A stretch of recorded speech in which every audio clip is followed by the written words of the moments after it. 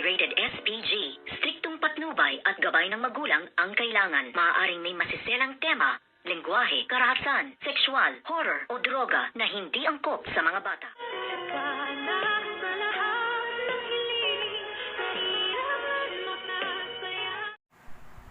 Good afternoon and welcome sa aking munting channel. Tuwang-tuwa nga ang demonyitang si Moira nang makita niya na nga itong si Gilbert na papunta na nga sa kanya, at dahil nga magkakaroon siya ng 10 milyong piso, ngunit wala nga silang kaalam-alam ni Gilbert na ang laman pala ng bag ay play money lamang. At dito nga ay naisahan pa sila nitong nga si Doc RJ Tanyag na nilagyan niya pala ng tracking device ang bag na naglalaman nga ng play money 10 milyong piso. At dito nga ay tinrace na nga nitong si Doc RJ at ni Miss Giselle Tanyag ang bag na naglalaman nga ng tracking bag. Ay nagulat nga sila dahil nga nasa Apex ang kumidnap nga dito kaya Doktora Annalyn Tanyag. At ngayon nga, ano kaya ang gagawing palusot nito ngang demonyitang si Moira, dahil nga mabubuking na siya at matitrace siya sa ginawa niya ngayon na pag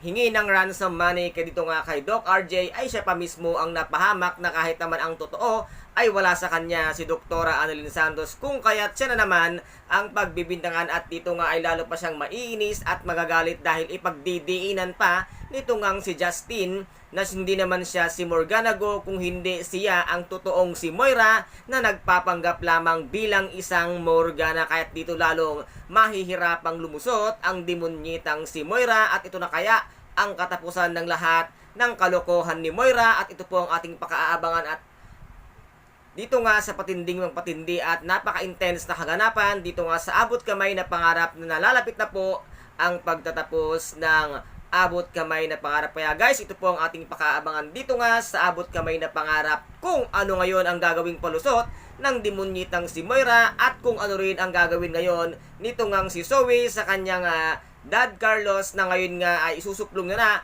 at ipagkakanulo niya na sa mga pulis upang matigil na nga ang kahibangan at pagpaslang nito sa mga taong hindi naman dapat niyang paslangin pa. Kaya guys, ito po ang ating pakaabangan dito nga sa Abot Kamay na Pangarap.